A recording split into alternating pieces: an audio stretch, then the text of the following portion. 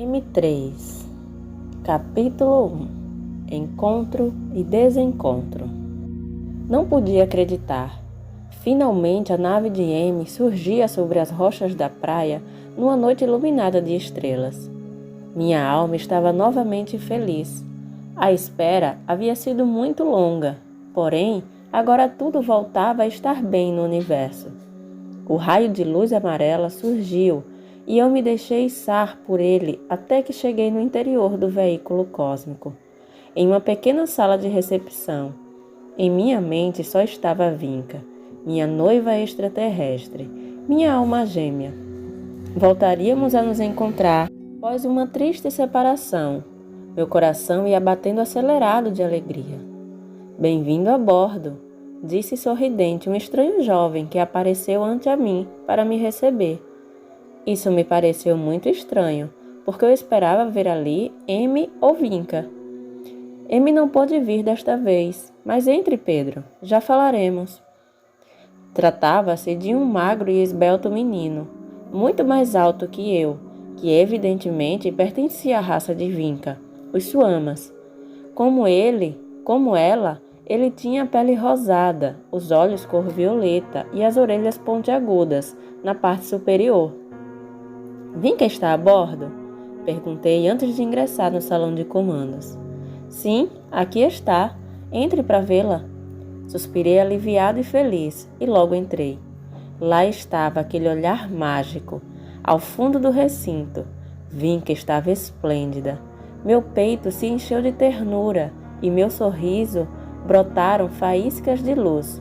Mas ela não me olhou com simpatia, senão com frieza. Não mostrou a menor intenção de vir até mim. Nem manifestou alegria alguma ante o reencontro. Observava-me séria de longe. Nem sequer me cumprimentou. Comecei a sentir uma espécie de angústia. O jovem caminhou até ela e Vinca lhe brindou com um sorriso que era todo doçura. Para ele sim, e para mim não. Depois, ele parou ao seu lado, tomou minha companheira pelo ombro e com um olhar cruel de triunfo disse: "Houve um erro. Não existem almas gêmeas de mundos diferentes. Nós viemos do planeta Kia e você é terrícola. Portanto, ela não é a tua alma gêmea, senão minha." E começou a lhe dar um beijo interminável na boca, enquanto Vinca lhe acariciava a nuca e lhe arranhava as costas com paixão. Eu senti que me destroçava por dentro e quis chorar, mas não podia fazer nada. Estava paralisado. Vinca me havia deixado por outro garoto, um homem já, de uns 17 ou 18 anos, como elas gostavam, e não um nanico de menos de 12 como eu. Nesse momento escutei umas batidas. "Pedro!" Com uma forte dor no coração e na alma, abri os olhos. Estava em meu quarto, na casa de praia. "Ah, era outra vez esse pesadelo", eu disse, agradecendo interiormente a minha avó por me haver despertado, e comecei a me sentir mais sereno. "Hora de se levantar. Eu tenho que ir para minha aula de yoga e alguém deve ficar aqui acordado." "Sim, já vou, vovó. Depois tenho que atender uma cliente ao meio-dia, portanto vou chegar um pouco tarde para fazer o almoço. Poderia acender o forno às 12? Dentro está o pastel de batatas. Eu me ocupo do resto quando chegar." "Sim, vovó, não há problema." "Então até a volta, Pedrinho. Cuide-se." Sim, esse era o estado da minha alma pessimista e impaciente durante aquele tempo de espera. À medida que os dias passavam, sem novidades de M nem de Vinca, com maior frequência, me assaltava o mesmo espantoso pesadelo.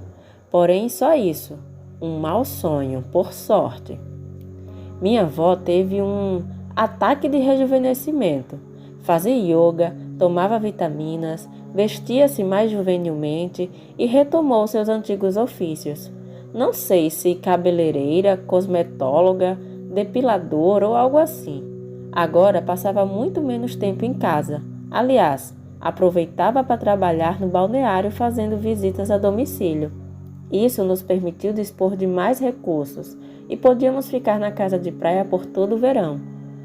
Quando chegamos, eu pensava que Amy e sua nave espacial estaria de regresso nos primeiros dias da temporada, mas fiquei inutilmente quase 2 meses esperando nas rochas, onde nos encontramos nas ocasiões anteriores. As férias estavam por terminar. Logo, regressaríamos para a cidade, e ainda nada. Essa triste espera converteu meu descanso em algo deprimente, interminável, eterno. Todos os dias ia para as rochas da praia e ficava observando o céu durante horas, até o começo da noite, com o desejo de ver o objeto voador. Cada luzinha que se movia lá no alto me fazia saltar de esperança o coração, mas sempre resultava ser um satélite decepcionante, um estúpido meteorito ou um miserável avião, e não a nave de Amy, único meio capaz de me aproximar de Vinca. Vinca, como desejava voltar a vê-la. Havia ficado em mim algo tão profundo que me parecia haver estado eternamente unido a ela, apesar de nos conhecermos apenas uns meses antes e nos virmos só durante menos de um dia, mas foi o suficiente. Entre nós aconteceu uma atração irresistível, e poucas horas depois chegamos a compreender que nossas almas se completam. Somos almas gêmeas. Por isso mesmo, a separação me afetou muito, e acredito que a ela também. Lembrava-me dela todos os dias, todos. Desde o momento em que a vi pela primeira vez, dali em diante, sempre estive pensando nela, com a sensação de sua presença dentro de mim, a cada instante, até que me dei conta de que isso ia acontecer para sempre. E eu gostava. Fazia-me sentir mais vivo, mais completo e mais feliz. Ainda que ela não estivesse ao meu lado, porque de alguma outra forma, sim, ela estava. Claro, porque o amor nos unia. E graças a Amy compreendi que essa é a maior força do universo. Assim entendi que o amor não é simplesmente um sentimento belo. Não, é muito mais do que isso. Após a visita de Amy, para mim existe um novo Deus. Creio que inclusive muitos ateus poderiam estar de acordo com a minha nova visão do inventor do cosmos, que é a mesma que tem aqueles dos lugares mais avançados do universo. Deles a recebi. Eu sei que Deus sempre tem sido e será o mesmo. Porém, nossa maneira de vê-lo vai mudando com o passar do tempo, com a nossa própria evolução. No princípio, a gente pensava que o Criador era uma pedra ou raio do sol. Depois, aprendemos que não era somente isso. E cada vez que o podemos conceber de uma forma mais elevada, é como se transformasse para nós em um novo Deus, que foi justamente o que me ocorreu. Antes de Amy, em minha imaginação, Deus era um Senhor vigilante, vingativo, rígido, severo, carrasco e irancudo. Bom, essa era a ideia que algumas pessoas me transmitiam para me assustar, e até mesmo na Bíblia o pintam mais ou menos assim em algumas partes. Devido a tudo isso, quando menino, tinha muito medo dele, mas depois descobri que se não pensava nele, eu não entrava em más vibrações. Me pareceu mais conveniente duvidar de sua existência. Mas agora, para mim, és um bondoso e radiante ser, presença e inteligência, que dirige o universo. Dele fiquei sabendo graças ao amigo que veio desde as estrelas a visitar-me em sua nave, M. Ele me fez conhecer a Deus Amor.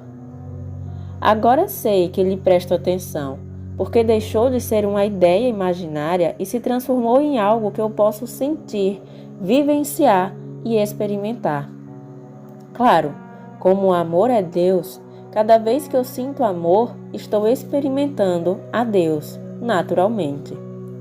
Naturalmente para as almas simples, quer dizer, porque se falamos do assunto com um velho de espírito, irá sair com complicações teológicas e intelectuais que o confunde todo e que, ao final de contas, separam-nos de Deus. O que acontece é que neste planeta somos meio retorcidos por dentro. Por isso nos custa compreender as coisas simples. E o mesmo acontece no manejo deste mundo. Eu viajei a Ophir, um mundo evoluído, e também a outros. Assim soube que as civilizações avançadas do universo compartilham tudo com carinho, como se tratasse de uma grande família planetária, naturalmente. E como resultado, isso parecia uma festa permanente, porque todas as pessoas andavam contentes. Mas aqui, saímos na rua e vemos uma cara alegre e 100 caras de vinagre. E quase todos pensam que seus problemas serão resolvidos com dinheiro.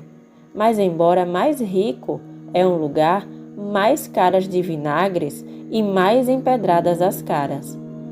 O que acontece é que o material é somente a parte de fora, mas a felicidade tem a ver com a parte de dentro. E isso, por sua vez, tem a ver com o amor. Esse é justamente o princípio guia dos mundos mais adiantados que o nosso, o amor. Devido a isso, se olha a vida desde um nós, enquanto aqui só importa o eu. O egoísmo é nossa conduta mais natural, e dele deriva nosso estilo de vida, impulsionado pelo velho e cruel motor desta civilização, a famosa competitividade, que não é nem mais nem menos que a pré-histórica lei da selva, expressada em palavras elegantes. Porém, nos mundos evoluídos, já não estão na pré-história. Não se compete, lá se compartilha. Devido a essa e outras razões, as civilizações cósmicas consideram que nossa humanidade ainda não é civilizada ou evoluída. Para essa gente, nós somos uma espécie muito primitiva, ainda que nos consideremos modernos. Abre parênteses. Pessoas do ano 1200 e de todas as épocas têm se considerado igual. Fecha parênteses. E não podemos compreender porque os tripulantes dessas silenciosas naves, que se veem cada vez com maior frequência, que possuem tecnologia que aqui nem se sonha ainda em alcançar, não nos consideram dignos do menor contato a nível oficial. Bom, tampouco os catedráticos das universidades vão ter contato com os selvagens das selvas. Para quê? Mandariam instrutores? Seguramente terminariam perfurados por flechas venenosas. Melhor seria lhes deixar ao alcance alguns livros com ilustrações fáceis de compreender, como o ABC do que se deseja ensinar. Outro exemplo: se você vai visitar um bandido perigoso, ele irá pensar que você o apoia. E se disser que a sua conduta não é correta, melhor ir com um colete à prova de balas. Aliás, seria inútil, porque ele sabe muito bem o que faz. Também nesse caso, é melhor que lhe deixe uns livrinhos por perto. Abre parênteses. E não se esqueça de adicionar neles tiro e perigos, muita angústia, ódios e tristezas, porque senão aborrece-se e lança o livro fora. Fecha parênteses. Mas apesar de todas as obscuridades e durezas deste mundo incivilizado, que justamente por viver em sua pré-história, ainda não respeita nem compreende o que é realmente o amor, M disse que tenho que viver com alegria, com boa vibração para todos, inclusive para com os cientistas que se dedicam a traficar seus conhecimentos inventando novas armas. Ou para quem faz negócios destruindo a natureza. Ele crê que é tão fácil amar certos humanoides.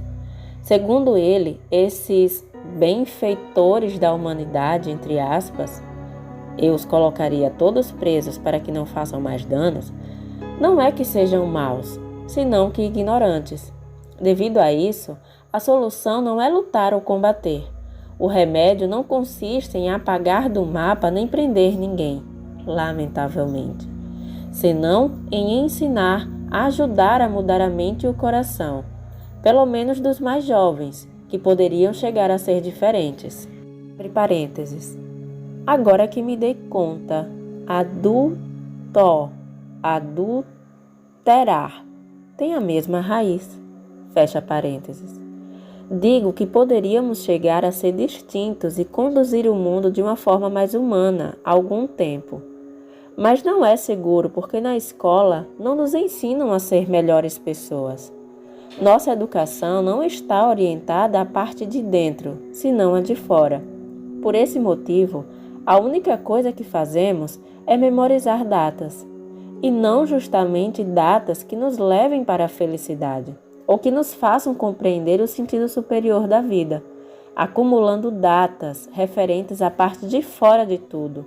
Não muda nada por dentro, não em um sentido profundo. E em lugar de estimularmos a ser solidários, instigam-nos a ser muito competitivos. E isso quer dizer a tratar de ganhar dos demais em tudo, deixá-los convertidos em purê, espremê-los, passar por cima. Essa é a nossa formação filosófica, moral e ética atual. Vestimos-nos melhor que antes, por fora, e andamos com celular, mas por dentro, das cavernas de hoje em dia, não há mudado muita coisa.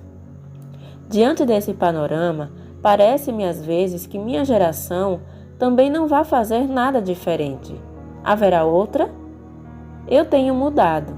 Agora, interessa-me de forma muito séria o destino dessa humanidade, mas não graças ao colégio, senão graças a M. E essa foi outra grande luz para a minha alma, que também não me chegou por via terrestre, naturalmente.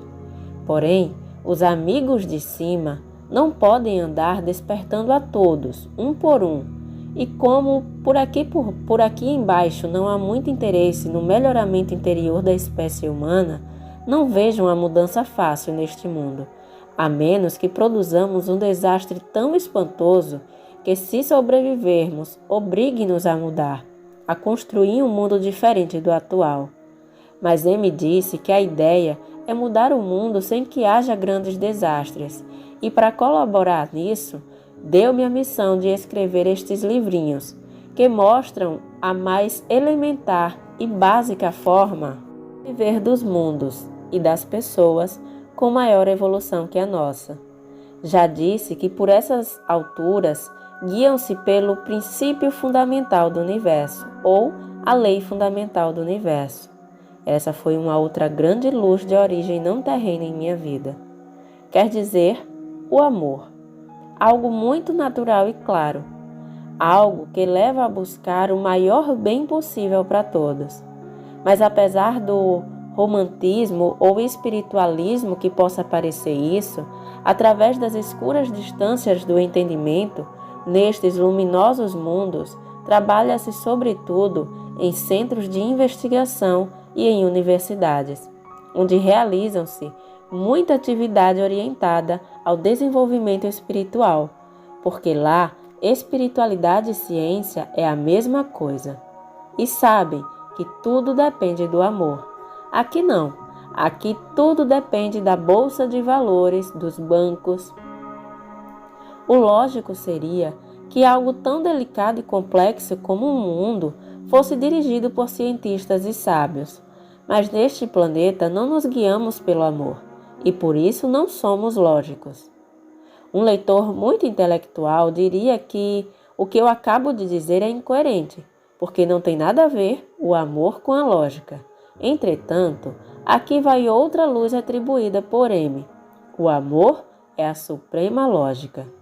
Mas isso só a sabedoria do coração pode compreendê-lo. E como quem nos governa não o compreende, e menos ainda o aplicam, aqui acontece algo que, de verdade, é muito incoerente. Isto sim que é ilógico. O destino da humanidade, nosso futuro e de toda a vida planetária está submetido às leis do mercado. E assim nos vamos deslizando por esta periferia galáctica em nossa bela e comercial nave Terra, cegos, explorados pela cruel competitividade em perseguição de um só objetivo: dinheiro, sem importar como se consiga. Se o assunto é rentável, nada é levado em conta. A vida, o bem-estar das pessoas, a preservação da natureza, nem o futuro planetário. Aqui vai o resultado da filosofia que rege nosso planeta. A maior parte das pessoas não é feliz, ou não tem o que comer, ou não tem tempo para desfrutar a vida. A corrupção chega até nos lugares mais sagrados. A violência e o delito crescem. Os dentes e garras se afiam contra o vizinho, fazendo aumentar grades, cadeados, revólveres e muros, acrescentando a distância entre pobres e ricos, enquanto os suculentos negócios destroem e contaminam nossa casa planetária e as necessidades e valores profundos do ser humano. O que aconteceu com a amizade verdadeira, a ternura, a bondade, o carinho? Que futuro nos espera se seguirmos assim? Pensar nisso não brinda bons interesses, não é viável para outra coisa. Aqui, as pessoas são apenas artefatos produtivos e consumidores e ponto. E a natureza é mercadoria. Se produz-me lucro, trato-lhe bem e sorrio. Se não, sai rápido da minha vista. Se fizermos igual, aniquilaremo-nos. Sabemos muito bem, porém, todos fazem de modo igual. Escuta-me, M. Sintoniza minha mente de onde estiver. Quero que venha, necessito ver Vinca, por favor. Dizia-lhe mentalmente sentado nas rochas todas as noites, sabendo que ele podia perceber meus pensamentos sem importar a distância. Mas nada. Eu permanecia concentrado em minhas mensagens telepáticas, olhando o céu, até que ficasse demasiado escuro. Então, dava-me um pouco de tristeza, outro pouco de medo, e regressava para casa bastante desiludido, pensando que talvez não viesse neste verão, apesar de que eu já havia terminado meu segundo livro, A Volta de M, porque foi a condição que o menino das estrelas me fez para vir à Terra e encontrar-se comigo pela terceira vez, trazendo Vinca de seu mundo. Bom, na realidade, M e A Volta de M foi meu primo Vitor que escreveu, baseado em meus relatos. Ele tem mais de 30 anos e sabe algo sobre literatura, mas este novo livro estou escrevendo eu mesmo, e só, graças a uma maravilhosa ajudinha que recebi e que relatarei mais adiante. Paciência, paz, ciência. Uma dessas noites, ao chegar em casa, minha avó me perguntou: "Onde estava, filho?" "Jogando videogame na praça", respondi-lhe. Sempre ia aos jogos depois da inútil espera nas rochas da praia. "Por que gasta dinheiro com isso, se pode jogar o mesmo em sua casa no computador?" "Não é o mesmo, assim como não é a mesma coisa jantar só em casa do que acompanhado em um restaurante." Boa comparação, verdade? Chegou-me por inspiração. Vejo você um pouco triste, como todas as noites quando retorna. O que acontece, filho? Problemas com alguma namoradinha?"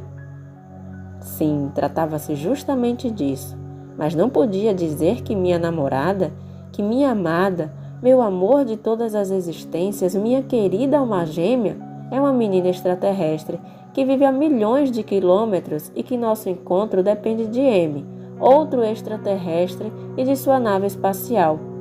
Como ia dizer isto? E menos ainda quando meu primo Vitor havia me ameaçado com tratamentos psiquiátricos. Sempre dizia o seguinte: "Tens muita imaginação, Pedro.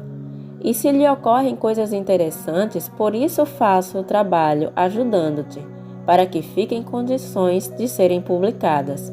Mas não leve tão a sério, porque uma coisa são as fantasias e outra coisa é a realidade", repetia 1000 vezes. "Não, vovó, por nada.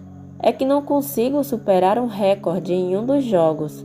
Não tenho conseguido pôr minhas iniciais em primeiro lugar. Tive que mentir para não confessar que minha tristeza vinha realmente da ausência da minha namoradinha. Só tenho chegado até o segundo lugar e isso me deixa mal. Minhas iniciais nem sequer aparecem em nenhuma tela do salão de jogos. Certamente eu ia todos os dias ao local das máquinas, mas não pude conseguir muita habilidade nesse verão por falta de prática. A maior parte do tempo passava nas rochas. Como devem rir os donos destes negócios de jogos, de quem está em primeiro lugar em suas máquinas. Por que, vovó? Porque são os mais tontos. Quê?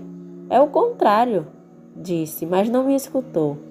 Eles olham a tela e dizem: essas são as iniciais do tonto número 1, aquelas do tonto número 2, e assim sucessivamente, Pedrinho.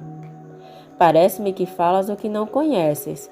Não tens ideia da habilidade que tens que ter para acumular a pontuação que lhe permita pôr as suas iniciais no primeiro lugar. Consegui-lo é um orgulho. É um orgulho demonstrar ser o mais tonto e ser um motivo de riso? Parece-me que eles sabem que quem chegou até este lugar foi o suficientemente tonto para gastar uma boa soma em dinheiro e passar totalmente horas e horas olhando uma triste tela, em lugar de fazer algo proveitoso com esse tempo, como estudar um pouco mais, ler um livro, rezar ou, por último, conversar com os amigos, passear, ajudar a quem necessite, sair com alguém. Como fazem quem são menos tontos que os que têm as suas iniciais no primeiro lugar, disse sorrindo, indo se sentar. Achei que, por um lado, tinha razão. Mas, por outro, estudar, ler livro, rezar, que divertido. Aliás, ela não conhecia o interessante que é o mundo dos salões de videogames por dentro. Ali existem estrelas que são admiradas, respeitadas e invejadas por todos. Nos vídeos da praça do balneário, tem um garoto que tem as suas iniciais em primeiro lugar em 3 jogos diferentes. O famoso EGY. Essas são suas iniciais. Não conheço seu nome porque não fala com ninguém. Sempre está sério à frente à tela, com vários meninos atrás dele admirando sua destreza com os controles. Minha avó não sabia nada referente aos fabulosos duelos que se armam de vez em quando nesses lugares fascinantes, como sucedeu na noite seguinte. Depois das rochas, desiludido uma vez mais, pensando com maior insistência na possibilidade de não voltar a ver nunca mais Vinca ou M, fui à praça logo após o jantar, dar uma volta. Ali soube que no salão havia grande movimentação, porque um garoto bastante bom para jogar, BUR, estava superando EGY na máquina do Terror no Cosmos, que é a que estava na moda neste verão, e que se tratava de seguir destruindo os planetas do Império Thor. Fomos todos olhar, inclusive o mesmíssimo EGY que estava presente. Pausou seu jogo em outra máquina, a dos tiranossauros karatecas, em que também é um perito demolindo cabeças a pontapés, e foi observar o intruso que ameaçava tirá-lo do primeiro lugar, até que finalmente conseguiu, com uma pontuação impressionante. Destruiu nada menos que 80 mundos. Ganhou umas silenciosas felicitações quando o jogo terminou. Um pouco de admiração também e alguma inveja. Só um menino abriu a boca e disse: bom, nesse lugar não se fala muito devido ao grande ruído das máquinas. E depois, BUR se deu ao luxo que eu nunca consegui, quando abriu a maravilhosa tela que lhe permite deixar gravadas suas iniciais, estampou as suas em primeiro lugar na lista dos 20 primeiros colocados nessa máquina. Isso é igual a ganhar uma copa, uma medalha ou um troféu. EGY não pôde suportar a ofensa e aí mesmo começou a tratar de superar aquele que ele desrespeitou. Esteve mais de 1 hora tentando, gastando dinheiro que dava medo. Abre parênteses. Alguém me disse que a mãe de EGY, que é separada, lhe dava muito dinheiro para que a deixasse em paz. Também por isso muitos garotos o invejavam. Fecha parênteses. Mas nada no princípio. Depois, chegou uma rajada de sorte ao gênio e transformou-se em uma bala, em um clarividente do jogo, em uma estrela, e pôde deixar as coisas em sua situação normal. BUR estava de novo em segundo lugar, EGY em primeiro. Claro, teve a sorte de destruir 90 planetas, por isso era famoso e invejado. Quem ia entender minha pobre velha avó dessas coisas tão emocionantes? Ao sair do local para ir sentar-me, achei graça em uma bonita coincidência. Em um dos últimos lugares da lista figurava um tal AMI. Como se chama realmente? Perguntei-me curioso e comecei a imaginar nomes e apelidos com essas iniciais, até que esqueci o assunto. Mas na noite seguinte voltei aos videogames e me inteirei de algo incrível, maravilhoso. No topo de todas as listas, de todas as máquinas, figuravam as iniciais AMI. Eram uns pontos fabulosos, inalcançáveis. Alguém comentou comigo que quando o EGY chegou ao local e viu aquilo, ficou vermelho de raiva, não disse nada, retirou-se e não voltou mais. Deve ter pensado que um osso demasiado duro de roer acabava de chegar ao balneário. Um profissional de todos os jogos, um astro espetacular. Mas o dono das máquinas também estava aborrecido, porque a clientela profissional estava evaporando desencorajada. Que ser humano poderia superar aquela pontuação sideral? Dá para tentar quando a diferença não é muita, mas desta vez os recordes foram superados, multiplicados por 6 e até 10 vezes. Também, para todos nós, o assunto foi um mistério, porque ninguém viu o tal AMI jogando. As máquinas apareceram simplesmente assim esta manhã e ninguém soube como, mas para mim não havia mistério algum. O travesso do M havia regressado e andava por ali, por fim, fazendo das suas. Deixou-me o sinal de sua presença nas telas dos vídeos. Para ele, é muito simples alterar a lista de pontuação, inclusive por controle remoto, e mesmo estando em outro planeta se necessário, com alguns dos seus aparatos eletrônicos geniais construídos por ele mesmo. Saí correndo como uma flecha para as rochas, sem importar-me a escuridão. Cheguei cansado na praia, com o coração saltando de alegria e esperança. Subi a rocha, olhando para todos os lados, mas M e sua nave não estavam por nenhuma parte. Lembrei-me que em sua vinda anterior hipnotizou-me à distância para que eu não visse o coração alado gravado por ele mesmo na rocha em sua primeira visita. Procurei-o e ali estava. Em cima havia uma pedra com um papel debaixo. Uma mensagem de M, pensei contente. E assim era efetivamente, com seus erros de ortografia tão típicos dele. Pedrinho, te espero amanhã no bosque. M. Que alegria imensa senti ao ler. O cotidiano voltava a ser maravilhoso. Vinca, M. Um pouco depois, algo naquela mensagem surpreendeu-me. No bosque. Pareceu-me muito raro, porque não estava acostumado a relacionar a visita de M com nenhum outro lugar diferente das rochas. Mas logo achei que era um lugar perfeito, porque entre os lugares próximos, só ali podia fazer descer sua nave de dia, sem ser visto pelas pessoas. Fui feliz para casa deitar-me. Agora sabia que estava a poucas horas de voltar a abraçar Vinca. Comecei a pensar nela, custando-me muito para dormir. Quase tremia de emoção ao recordar que o encontro estava muito perto. No final, dormi. Não sonhei o horror das últimas noites. Pelo contrário, sonhei algo lindo relacionado a ela, mas é um assunto pessoal.